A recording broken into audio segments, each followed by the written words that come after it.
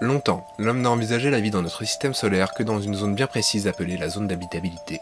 Celle-ci se situe à une certaine distance du Soleil, dans une zone ni trop chaude ni trop froide pour permettre la présence d'eau à l'état liquide. Mais avec les premiers survols des géantes gazeuses Jupiter et Saturne dans les années 1980, les choses ont évolué.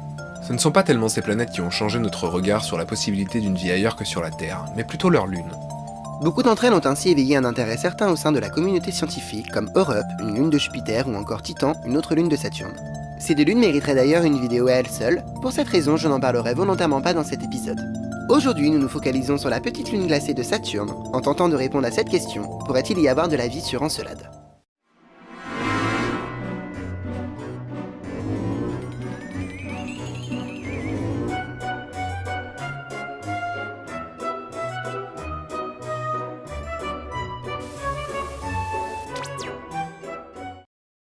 Encelade est un satellite naturel de la deuxième géante gazeuse de notre système solaire, Saturne.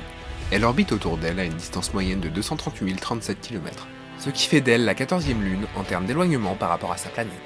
Elle est située dans l'anneau de Saturne, et d'ailleurs ce fait n'est pas si anodin que ça. Nous y reviendrons plus tard dans la vidéo. La petite lune fut découverte par William Herschel en 1789 et elle tient son nom d'Encelade, un géant de la mythologie grecque. C'est un tout petit satellite puisqu'il ne fait que 500 km de diamètre environ, soit 7 fois moins que notre lune. Il y fait également très froid puisqu'en moyenne la température y est de moins de 100 degrés. Comparé à Titan par exemple, classé en premier rang avec un diamètre de 5150 km en moyenne, Encelade est minuscule. C'est également l'une des plus petites lunes sphériques du système solaire interne, et elle effectue sa rotation autour de Saturne en 32 heures et 53 minutes environ. Tout comme le fait la Lune avec la Terre, Encelade montre toujours la même face à Saturne. Cela s'explique facilement. En effet, la durée de son orbite autour de la géante gazeuse est égale au temps de sa rotation sur elle-même. C'est-à-dire qu'il tourne sur lui-même aussi vite qu'il tourne autour de Saturne. On parle alors de rotation synchrone ou encore de verrouillage gravitationnel. Maintenant, avant de chercher à savoir s'il pourrait y avoir de la vie ou pas sur Encelade, on devrait plutôt se demander ce qui a, au départ, intrigué la communauté scientifique. Encelade est beaucoup trop loin pour être vue à l'œil nu depuis la Terre, et avant le début des années 1980, elle n'avait jamais été vue autrement au télescope que comme un minuscule point blanc orbitant autour de Saturne. Il faudra attendre décembre 1980 et Voyager 1 pour avoir les premières images prises par une sonde spatiale. Ces clichés seront pris de loin et avec une faible résolution, du coup ils seront pas terribles. Toutefois, cela aura suffi à alerter les astronomes du monde entier, puisque déjà, sur ces clichés, ils pouvaient y distinguer une surface lisse, apparemment dépourvue de relief, et sans cratère d'impact. Un premier indice donc sur la relative jeunesse de sa surface. 6 mois plus tard, en août 1981, Voyager 2 réussit à son tour à saisir des images, cette fois de bien meilleure résolution qui mirent fin au doute. Encelade a bien une surface jeune, renouvelée, avec des signes évidents d'activité géologique récente.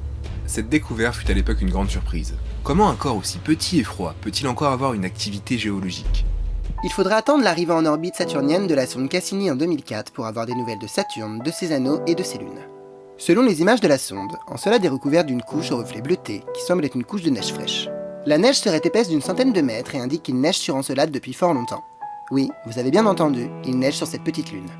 Cassini nous a également permis d'observer des jets de matière à la surface, semblables à des geysers et qui semblent indiquer la présence d'eau liquide sous la surface, c'est-à-dire d'un océan caché sous la glace et la neige. La zone du pôle sud est l'endroit où se trouve le plus de geysers. Il y a d'ailleurs dans cette région des failles très profondes que l'on appelle rayures de tigre. Ces fameux geysers percent la croûte de glace et éjectent des particules d'eau qui gèlent instantanément et qui, lorsqu'elles retombent, forment de vraies chutes de neige. On appelle cela le cryovolcanisme. C'est comme sur Terre avec nos volcans classiques, sauf que là, ils éjectent de la vapeur d'eau et des particules de glace d'eau. Cela explique d'ailleurs la blancheur de la Lune et le renouvellement du sol. Ces particules sont éjectées à plusieurs centaines de kilomètres de la surface et lorsqu'ils ne retombent pas, sont attirées vers Saturne et forment l'anneau E de cette dernière, dans lequel évolue Encelade. Je vous avais dit en début d'épisode qu'on en reparlerait. Cet anneau est alimenté en permanence en particules par les geysers de la petite lune glacée.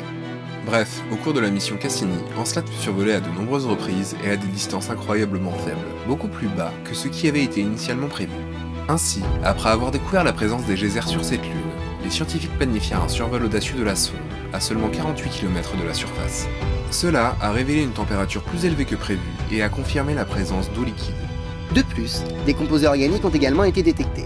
Il se pourrait donc que la petite lune abrite en son sein des sources hydrothermales, c'est-à-dire des petits volcans sous-marins appelés fumeurs noirs, qui expulsent de l'eau non diluée à des températures très élevées, exactement comme sur notre planète. Il y a donc tout sur cette lune pour que la vie puisse apparaître. Chaleur, eau et molécules organiques.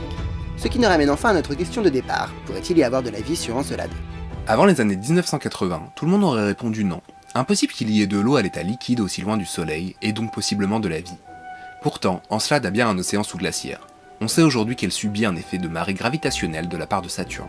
En gros, elle est attirée en permanence par Saturne, ce qui contracte son noyau et donc réchauffe l'intérieur de la petite lune. Cela permet à l'eau de rester à l'état liquide et donc de former des océans comme sur Terre, à l'exception que sur Encelade, les océans sont sous la glace. S'il y a de l'eau à l'état liquide, alors pourquoi pas plus ? Après tout, sur notre planète, la vie a réussi à s'installer dans tous les milieux et même dans les plus extrêmes. On appelle ces espèces les extrémophiles. Un organisme est dit extrémophile lorsqu'il vit dans des conditions qui pour la plupart des autres espèces seraient mortelles. On parle ici de températures extrêmes, inférieures à 0 degré ou au contraire pouvant dépasser les 100 degrés, de fortes pressions comme par exemple dans les grands fonds marins, ou encore de milieux très chargés en sel, très acides, non éclairés ou même radioactifs. En effet, dans tous ces milieux, l'homme mourrait. Malgré tout, cela n'empêche pas des tas d'organismes d'y vivre et d'y prospérer depuis des siècles. Ce sont souvent des organismes microscopiques comme des archées ou des bactéries, mais ça peut être aussi des espèces plus conséquentes comme des insectes, des crustacés ou encore des boissons. La légine antarctique par exemple, qui vit dans l'océan austral où la température de l'eau peut descendre jusqu'à -65 degrés, a dû s'adapter pour survivre.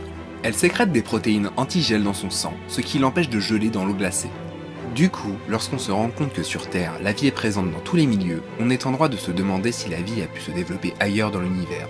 Et pas besoin d'aller chercher très loin, puisque Encelade semble réunir toutes les conditions nécessaires à ce miracle.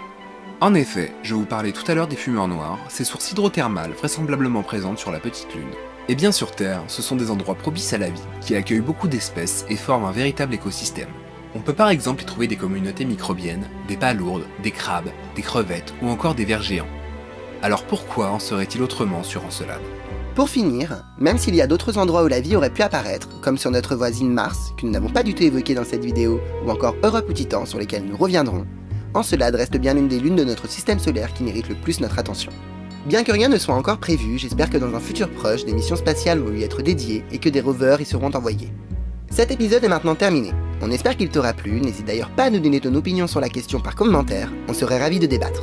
Nos réseaux sociaux sont en description ainsi que toutes les sources qui m'ont servi pour cette vidéo, et comme d'habitude, si le cœur t'en dit, abonne-toi, laisse un pouce bleu, ça motive vraiment, et on se retrouve très vite.